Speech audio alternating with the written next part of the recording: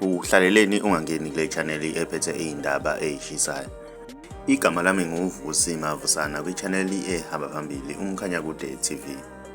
Kuphaphalaze iloli layongena emzini womuntu ophongolo endaweni yase-Waterbus, kanti kulesi gameko kuqinisekisiwe ukuthi badlulile ababili emhlabeni. Njengamanje kubikwa ukuthi umphakathi uthukuthele uganonabo uhambile wayovala umgwaqo u-N2.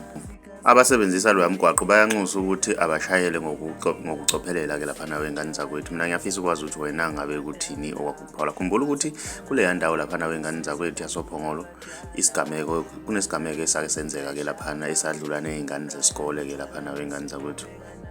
Okuyinto ebuhlungu kakhulu ke lapha wengane zakwethu. Mina ngiyafisa ukuze uvo lapho ukuthi wena ngabe kuthini okwakuphawula. Mawumusha ngiyacela ukuthi wenze okulungile, gcina subscribe, gcina nebell ukuze uzothola ama notification njalo masiposta ivideo.